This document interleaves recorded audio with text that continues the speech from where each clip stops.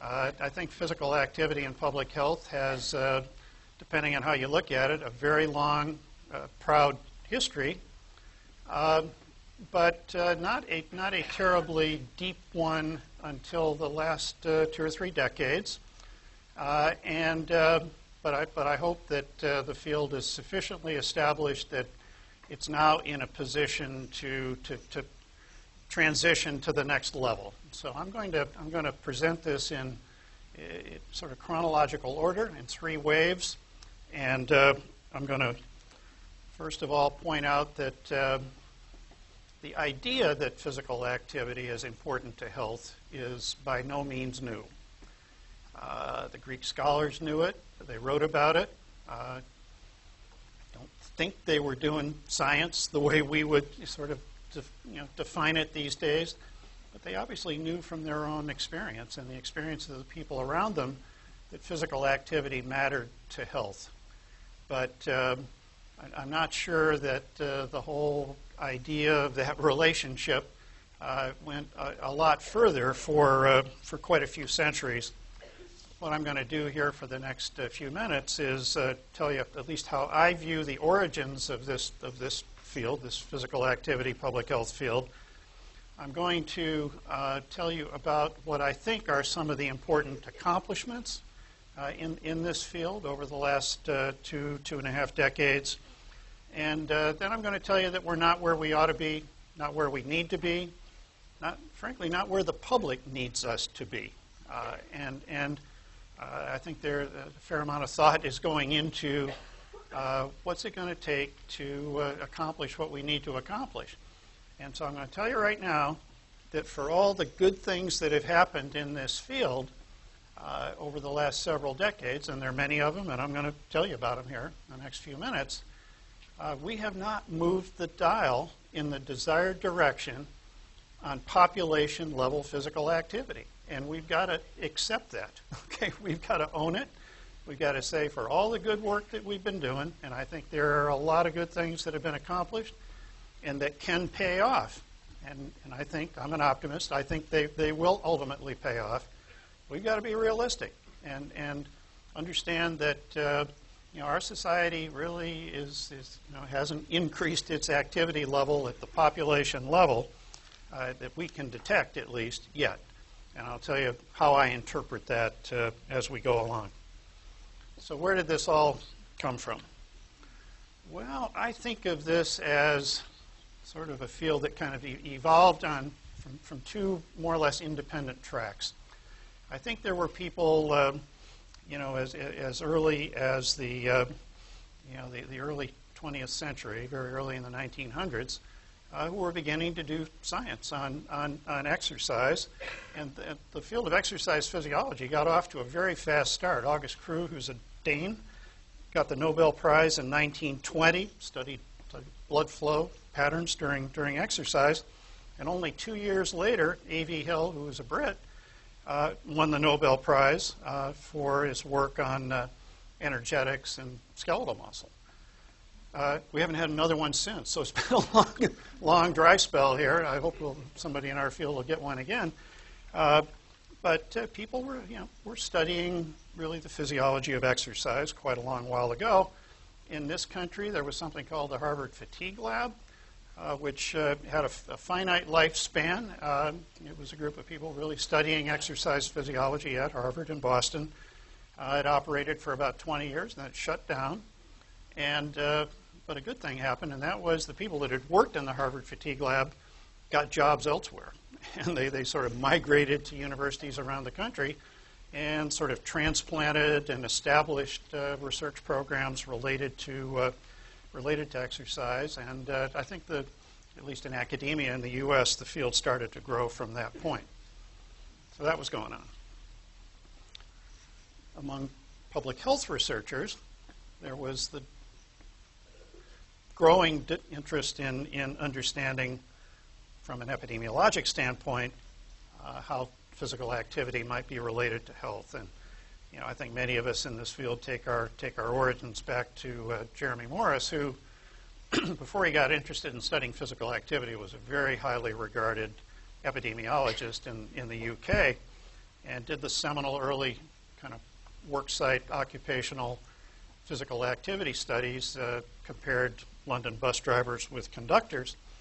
And a little later, probably the grandfather of the field in the U.S., Ralph Paffenbarger, started an analogous line of research, first studying physical activity in longshoremen and office workers sort of involved in the same business, and found important health benefits associated with higher levels of occupational physical activity. So this was going on in the kind of middle part of the 20th century.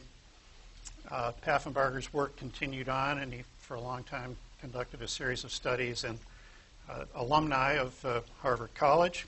And I call this the Paffenbarger curve. If you really want to know something about physical activity and health, just imprint that image on your, on your brain, because I couldn't even count how many studies have now been done that basically show that same pattern, which is if you are at the low end of the activity continuum, there is a much elevated risk of fill in the blank. I mean, this happens to be heart attacks and fatal and non-fatal heart attacks, but it could be a lot of other chronic disease health outcomes. The pattern's a little different. That curve's a little steeper sometimes, a little shallower sometimes, positioned a little differently on, on the horizontal axis. But I think what we've learned many times now is from the standpoint of a person's prospects of chronic disease outcome, where you do not want to be is at the very low end of the activity continuum. Better to be further out, but there is a point of diminishing returns where higher and higher levels of activity probably do not provide much of added risk reduction. A lot of studies have been done that sort of establish this pattern. These are data from a very large epidemiologic study conducted in the 70s and 80s by the National Heart, Lung, and Blood Institute. Basically shows the same thing, a little different outcome. This is the multiple risk factor intervention trial. Steve Blair, our colleague and one of Mike's former mentors, established an enormously influential research effort, and Mike was a part of it at the Cooper Institute in Dallas, the aerobic-centered longitudinal study in which the exposure was fitness, not physical activity. And if anything, those curves are even steeper. So again, where you don't want to be is at the low end of, in this case, the fitness continuum. In the previous slides, the activity continuum. So people were studying the physiology of exercise. Some other people were studying the epidemiology of physical activity and fitness. And I think sometime in the early 90s, it finally came to a head that this was serious.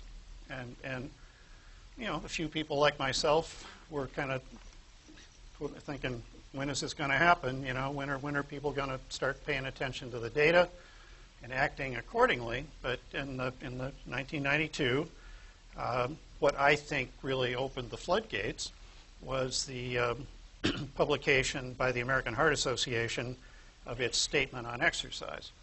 Now, this particular document did not point to any particular level of physical activity that was sort of recommended as providing important health benefits, but it did point out, and this was coming from obviously a very respected scientific professional medical organization, that lack of activity, low activity levels should be recognized as a major risk factor for coronary artery disease.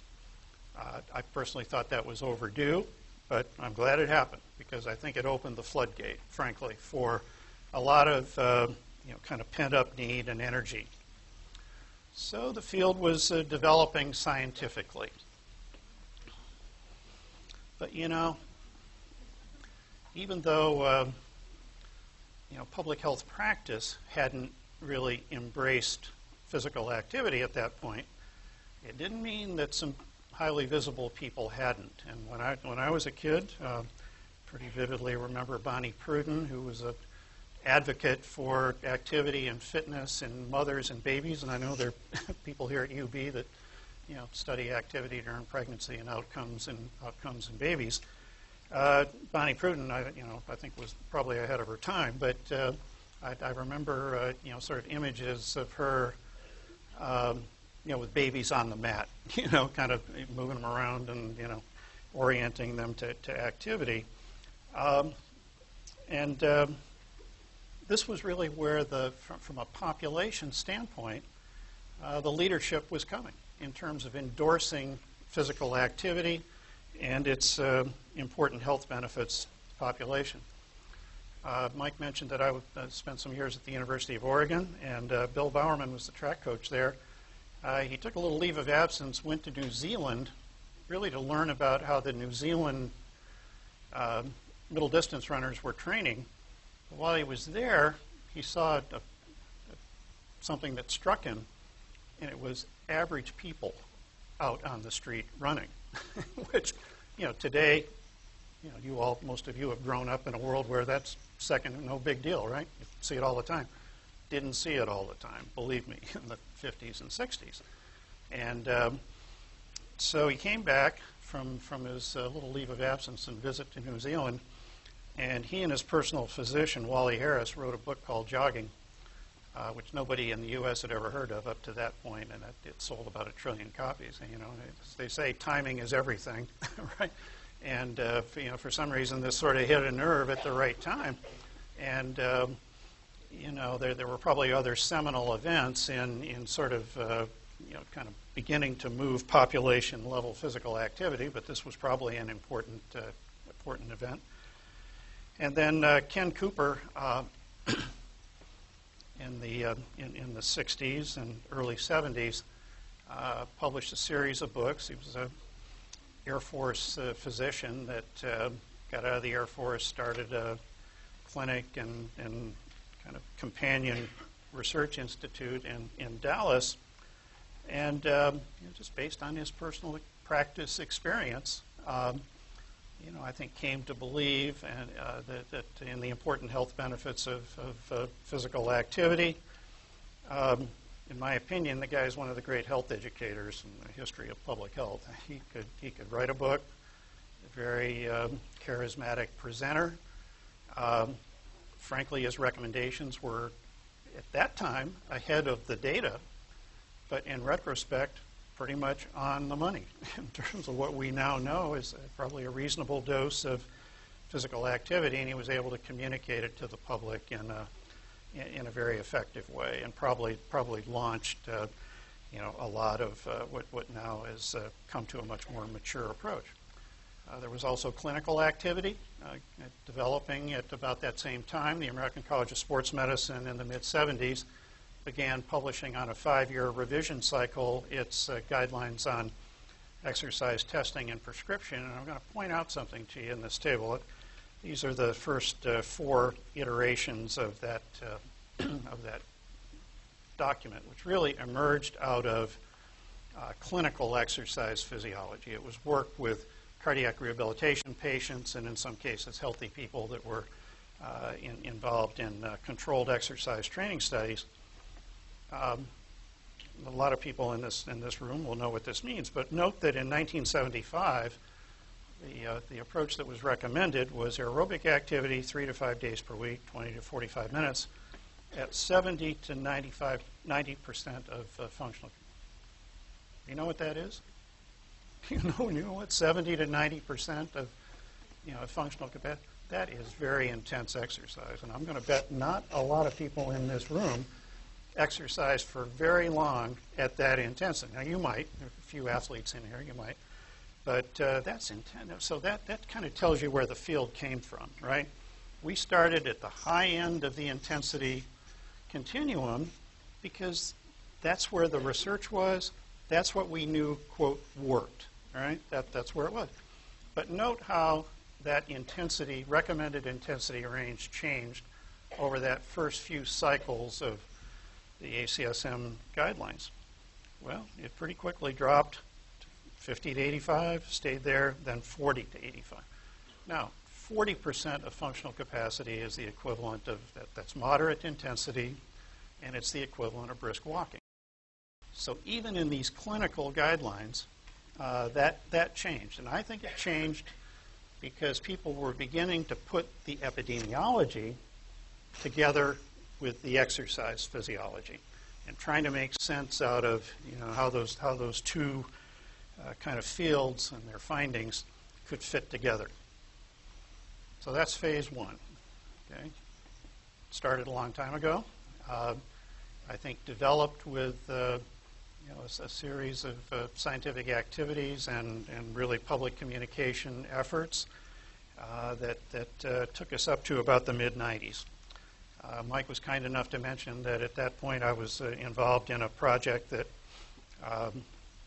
I guess I was standing on the end of the line and happened to get my name first on this thing, but believe me, there were a lot of people that were very important contributors to this project. But in 1995, we published the Physical Activity and Public Health recommendation from CDC and ACSM, and it was for adults, and it read every U.S. adult should accumulate 30 minutes or more of moderate intensity physical activity on most, preferably all days of the week. And having been in the room for a few days developing this with people, I can tell you that there really was not that much debate about what the core recommendation should be. Because by then, frankly, the science had gotten pretty clear about how much activity provided important benefits. In retrospect, we were a bunch of communication amateurs, but we spent a lot more time trying to figure out how to say it than we did trying to figure out what we wanted to say. And I'll leave it up to you to decide whether we said it well or not. But what we were trying to say was, this sort of thing ought to be a part of people's lives every day. I mean, that was really what we were intending to say. It's this dose works, but we need people to approach this in a reasonable way, but it ought to be there pretty much every day. So there were some groups that didn't like this very much. One was the health club industry that sort of saw this as a threat. They got over it after a while, but this was different, right? The public image of physical activity for health at that time had a lot to do with intense exercise, kind of the traditional exercise prescription, a lot of Lycra, right? Kind of thinking, this sounded, it was intended to be different from that, so it was a little threatening to some people. The science continued, and the epidemiology got more sophisticated. Instead of just looking at baseline activity as predictive of health outcomes down the road, people started doing studies where they looked at change in physical activity or change in physical fitness during the period of observation. This is from Pathan in the Harvard Alumni Study, but as you can see, those on the far right who were deemed to be active at the target level at both baseline and follow-up had lower risk than those that were not active at either, but also you see the no, yes, they didn't meet the standard at baseline, they did meet it later, and their risk was lower as well. Very similar approach was taken by Steve Blair with fitness, again, as the exposure, and again, better to be fit at both baseline and follow-up. Next, better to be unfit but then get fit. Least favorable was unfit at both baseline and follow-up, and you see that across the age continuum with all-cause mortality as the outcome. So the science was continuing to build.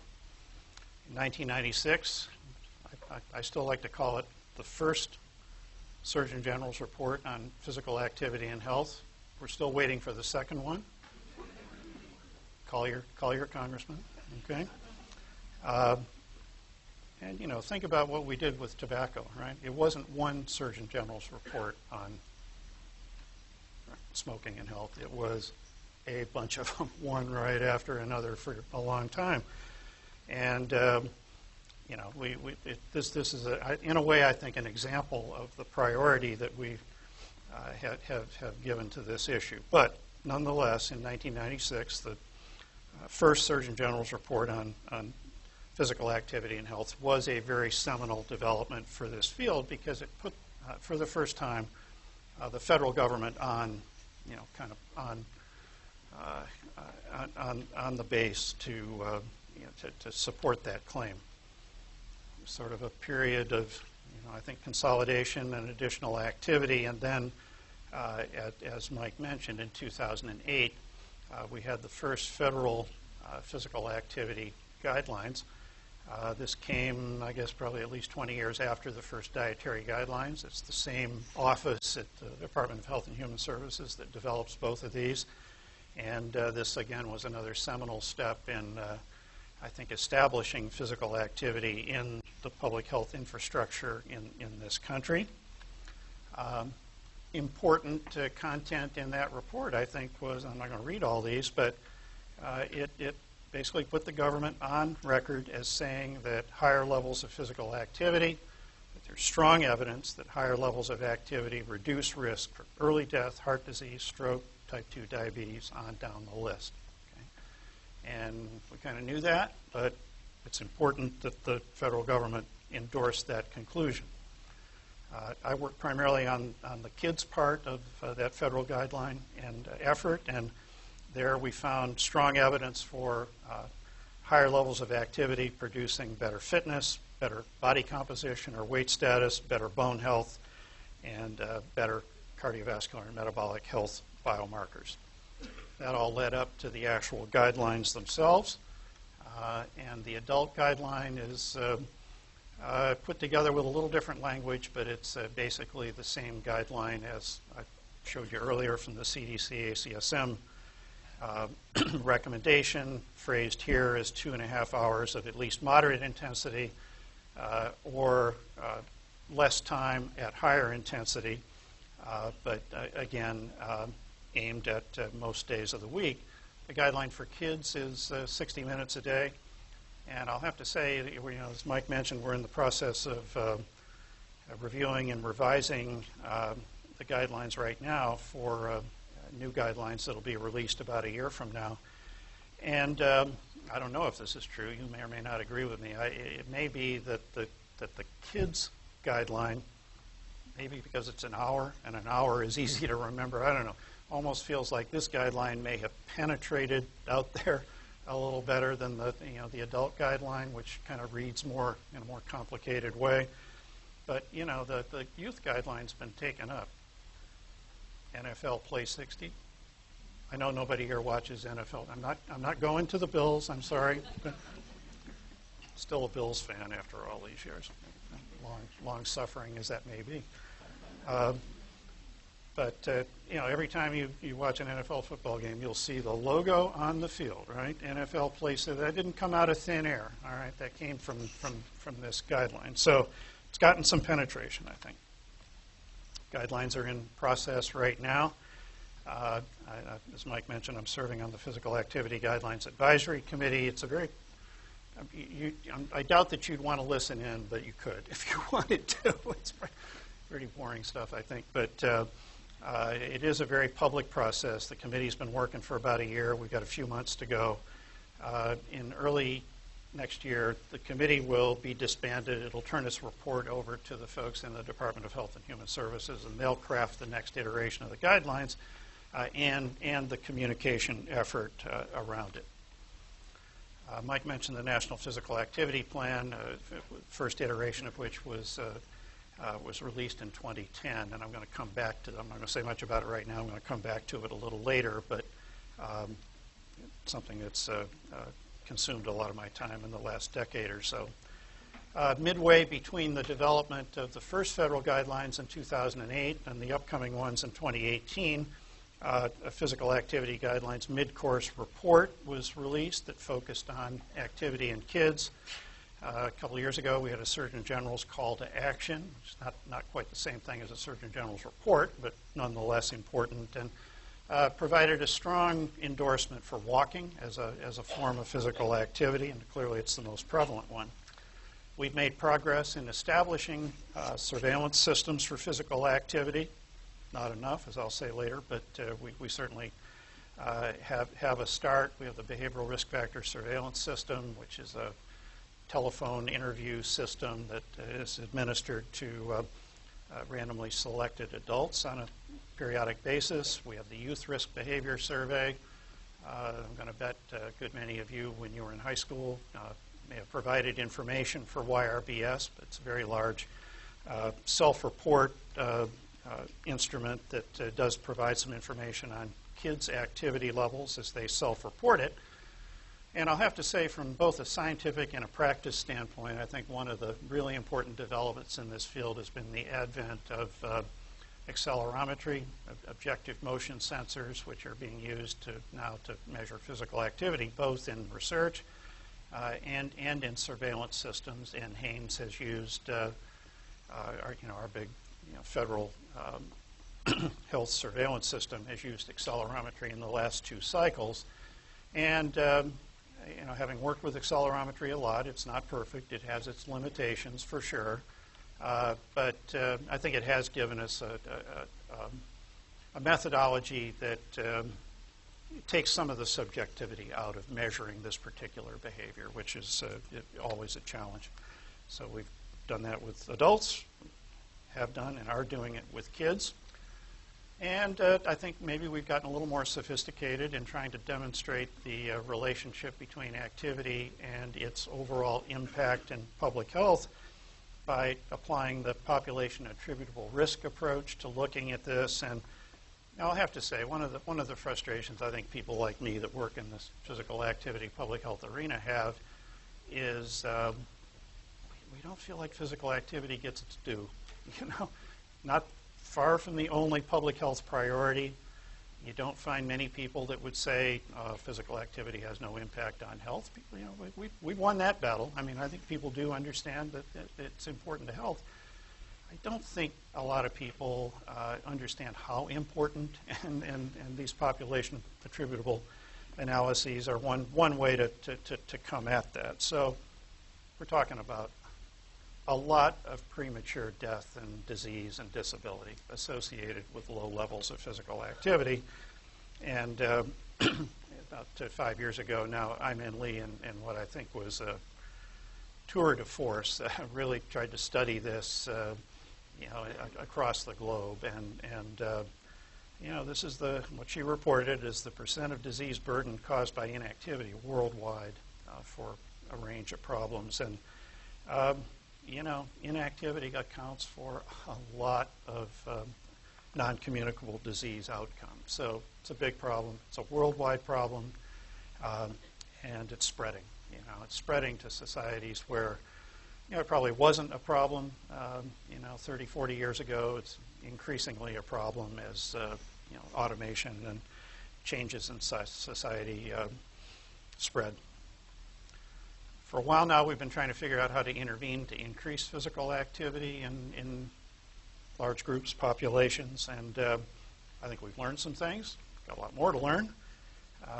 Greg Heath and colleagues in that same Lancet special issue published a very extensive review of the intervention literature. It was a systematic review of reviews, and they looked at over 100 of reviews that have been done on these topics, and they found a number that have been shown to be effective. Public communication and information approaches do work. I'll bet some of you remember being targeted, if you were at the right age, by what was called the VERB campaign. You know what your verb is, right? So we can do this, right? I mean, it worked. It worked. It was before everybody had a cell phone, so it kind of operated through TV exposure. But that darn thing worked. I mean, we can do it if we make the resources available. Building social support within communities, neighborhoods, work sites works. Environmental and policy approaches are certainly increasingly prominent. That mid-course report that I mentioned reviewed interventions to promote physical activity in kids. Again, it was a review of reviews. 31 of them were evaluated, and it was a mixed report. These strategies have been tried in a number of settings, and There were really only 2 of them where the rating was high enough to be called sufficient to take this to broad dissemination and application, and they were for multi-component school-based interventions and for modified PE programs that were modified to emphasize higher levels of physical activity. A number of them were promising: active transport, preschool and child care settings where my groups worked for a long time, built environment interventions. A lot of insufficiency there where we need more. It doesn't mean they don't work. It just means there's not enough science to conclude it at this point. In addition, while I'm celebrating some successes here a little bit, let me say that I do think we've made progress in building physical activity capacity in public health, and this group is, evidence that that's the case. We've had enormous growth in academia over the last several decades. When I started, there were some schools of public health that had some individual faculty members that were interested in physical activity, but there wasn't a department that focused on it. And I don't think there were any that really had a large number of people that were working on these issues. And we now have, quite a number of universities like this one that have married exercise science and public health, and plays out different ways in different places. But we've gone from no research universities that did that to quite a number that now do, and I think that's huge progress. We do have a significant presence in the U.S. Department of Health and Human Services. We have a physical activity and health branch at CDC. We have an Office of Disease Prevention and Health Promotion that's doing the physical activity guidelines. The oldest unit is the President's Council on what's now called Fitness, Sports, and Nutrition, but the President's Fitness Council, which, taken across my whole career, I haven't always been a fan of. But the last couple of administrative cycles, real progress has been made, and I think it is a much more productive group than maybe it was a few decades ago. And it's a little early in this administration. They haven't appointed anybody yet, but we'll see where it goes. But the last 2 administrations, both Obama and George W. Bush's administrations, I think made very good changes in the President's Fitness Council, and I'm more encouraged about that group than I've been. There's certainly been some growth of establishing capacity in state health departments. New York's actually, I think, been a leader. It's up and down. It varies. You get going in one state, and then things change, and it drops down. And but there is a presence in just about every state in the health department. And as Mike mentioned, CDC has been funding training programs for quite a long while. The PAPH course that he mentioned, and there's some others that are being supported today that over time are going to contribute to building the workforce that we need. So we've come off quite a long period here where I think public health and exercise science have sort of been coming together, and I'm encouraged by the progress that's been made. However, as I've mentioned, we haven't moved the dial yet, and we've got to keep being self-critical and assertive and advocate for what we think it's going to take to move the dial. I don't think any of us are interested in dancing on the head of a pin. I love being a researcher. I love doing studies and drawing conclusions and so on. But frankly, the older you get, the deeper into your career you get, you'd like to know that this stuff you're working on does something, benefits people. And so, I want to see more change, and I want to see that dial move. So, accordingly, we put a lot of effort the last decade into a national physical activity plan, and I'm going to use this as sort of a basis for telling you about some of the things that I think we need to do to kind of move this along. What we have is a comprehensive set of strategies that include policies, practices, initiatives of different types that really are aimed at increasing activity in all segments of the U.S. population. This is all supported by a coalition that's called the National Physical Activity Plan Alliance, that's supported by about 20-25 national, for the most part, not-for-profit health organizations. Some of them big, powerful ones. Some of them smaller, more focused. But we do have a great group of organizations that have supported this for about a decade now. The plan is organized around societal sectors. There are 9 of them, and they go from public health and education and healthcare, which you would expect, and maybe some that are not quite as intuitive, mass media, business and industry, sport, and I think maybe the most sophisticated in all of this are the strategies and tactics in the transportation, land use, community design sector, where really there's been a substantial growth in our knowledge of how to how these factors influence physical activity. Across the whole plan, there are 50 strategies and 264 tactics, and we're in the process right now of adding specific objectives for many of the tactics. And just to give you a little kind of Whitman sampler of what this thing looks like, this is the strategy 1 in the public health sector, and it says public health organizations should develop and maintain a workforce with competence and expertise in physical activity and health, and that has ethnic, cultural, and gender diversity.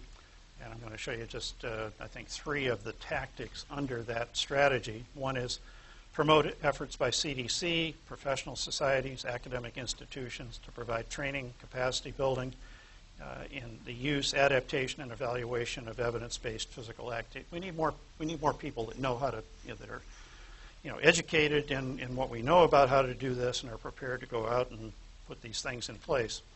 A second is increase the number of, and this is close to home here, Masters of Public Health programs that provide training on physical activity and its promotion. So we need, in the family public health training that is focused in this area.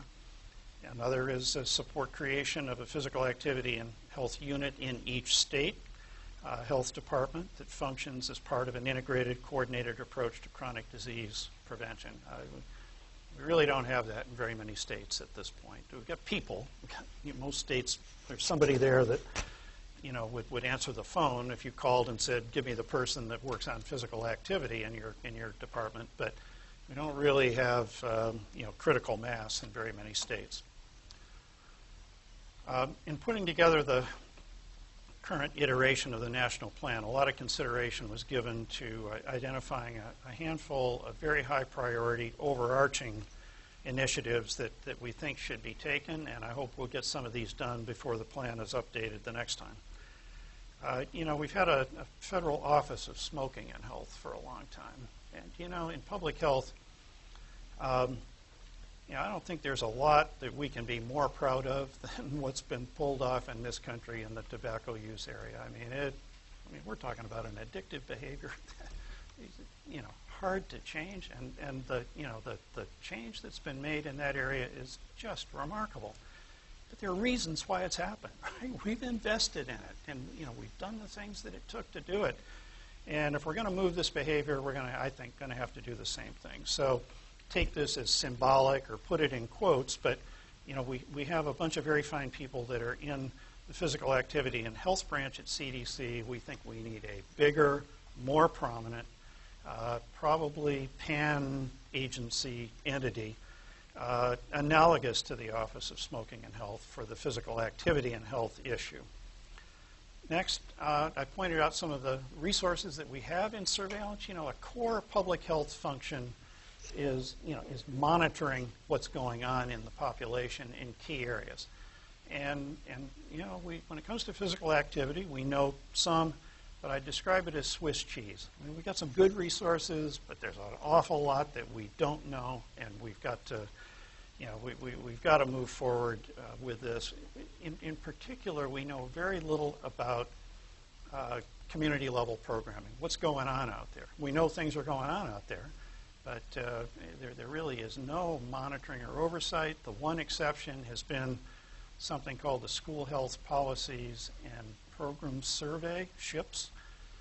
And the heavy rumor is SHIPS is getting whacked, right? It's being dropped out of the budget, So that's the wrong direction, So, we've got to keep fighting the battle here to try to expand what we have. We need to hold the mirror up to ourselves, and the National Plan Alliance has developed a couple of report cards, one for kids and one recently for walking, where the scores were pretty low. But we think we need a comprehensive report card that can be released periodically, that's based on good data, and that can be used to score, hopefully, progress over time. this field is pretty young. It has origins that go way back, but in terms of being a sophisticated entity within public health, pretty young. It's a pretty young enterprise, and I think we're learning that.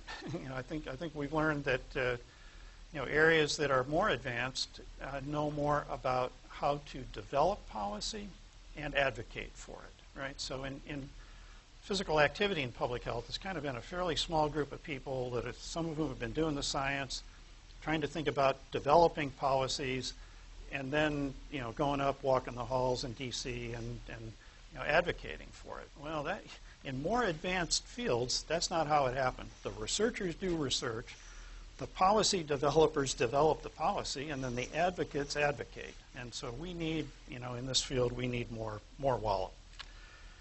I think we need a national physical activity campaign, and we've never had one in this country. It would have to be carefully developed and sophisticated. We don't need to finger wag at people. Get out there and move. We don't really, in my opinion, need to make the case again. I think people understand it's important. I think we need a sophisticated physical activity campaign that focuses on helping people adopt the behavior, helping them transition from not as active as they'd like to be to more active. And I think that that would be worth doing. I've already made the case that we need better support at the state and local physical activity. Action plan level, we're right now surveying the 50 states to find out exactly what exists in each state that corresponds to a comprehensive strategic plan for increasing physical activity. And, people in public health, I guess, think about this a lot. We've got to think about what's it going to take to get this done, and can we do it for free, right? And, I'm sorry. I don't think we can expect public health to be free, all right? I don't want to spend any more on it than we have to. I know we're in an era where nobody wants to spend any more on anything, but I don't think we can expect public health to be free. And if we want this element of public health to move forward, I think we're going to have to spend some money to get some things going. I don't think you just pay to get everything in place, but I think you may need to pay to provide the leadership that will enable us to redirect resources that are out there already to a more productive outcome. And I'm here at a university, and I live in a research world myself, and so I think part of the solution is going to have to be take the research on this issue to levels and directions that it hasn't been before. So I think we need to better understand the behavior we're dealing with. And in a lot of ways, I think we've jumped over some types of research that probably needed to be done. When NIH, National Institutes of Health, first sort of got interested in physical activity, some really rather large multi-center intervention trials were launched, and it was almost as if we knew a lot about this behavior, and all we had to do was go out and and kind of try these ideas we had, and things would change. Well, they changed a little, but frankly, the effect sizes in a lot of those studies were not very large. And maybe it's because we don't quite understand the behavior as well as we need to. And so I think we need to know how do different types of people respond to different types of physical activity right now. Right now. Not over 6 months, not over 5 years, right now. So if a certain type of person goes for a brisk walk, goes for a jog, plays tennis, how do they respond to that? And is there any likelihood that they're going to come back tomorrow and do it again, right? And if there is, then what is it about the initial exposure that increased the probability that they would do it again, right? So I think it's that level of research that we need more of.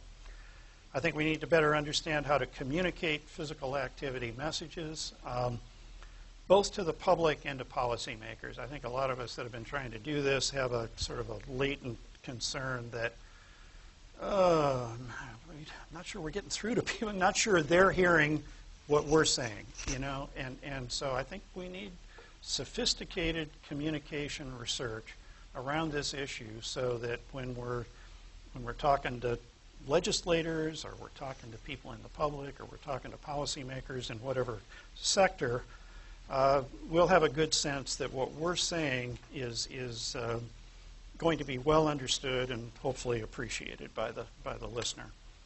We need to better understand the economics of physical activity promotion. We need to better understand what it's going to cost to produce some of the change that we're looking for. And we need to know more about the payback.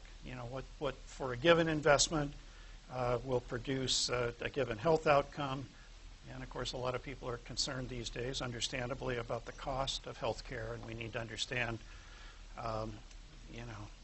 how much, if anything, will we save in health care if we do certain things to promote physical activity.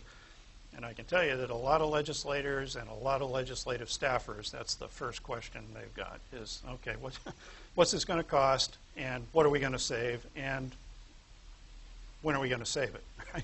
So 20 years is not the right answer to that. Okay, it's they don't live in that horizon. We need to better understand physical activity and health outcome dose-response relationships. So I've told you I'm working on Physical Activity Guidelines Advisory Committee right now. We posed a bunch of questions that we're trying to answer, and then we draw conclusion statements. And I got to tell you, over and over and over again, our conclusion statements are there's an impact of physical activity on a health outcome, but we don't really understand the dose-response relationship very well, and we need to. We need to for a lot of programming purposes. Analogous to that, we don't really understand effect modification very well. So over and over again, we're concluding there's an effect, but we're really not sure if it's different in men than women, if it's different in one race ethnicity versus another. We don't know if there's an age confound or maturational influence. And again, we don't need to be wasting our intervention resources. We need to be able to target them so they'll be effective.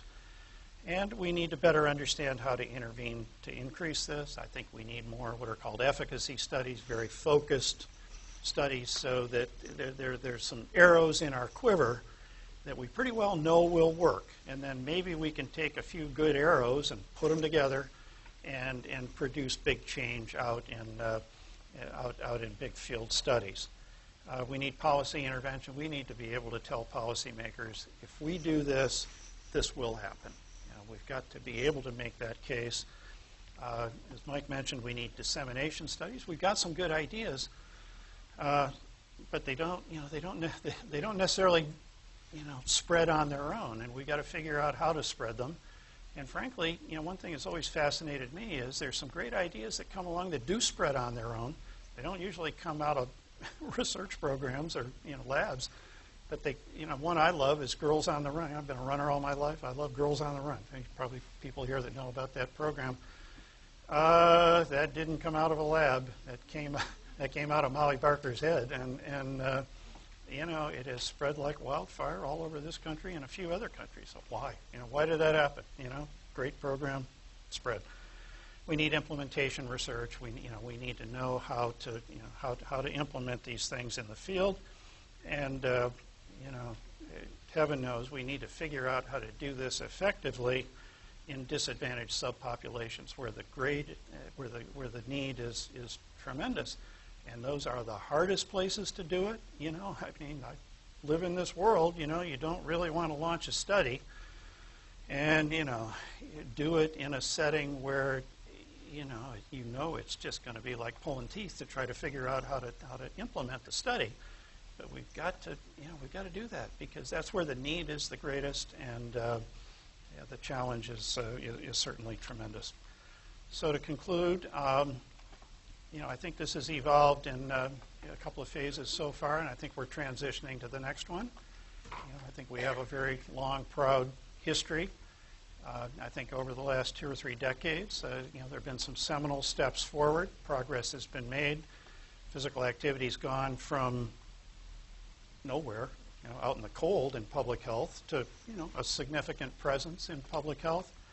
The research has certainly gone from limited to very substantial.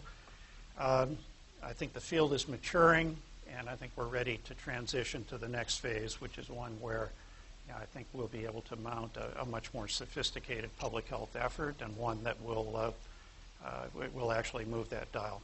So it's been an honor to be here and a pleasure, and thank you all very much for your attention.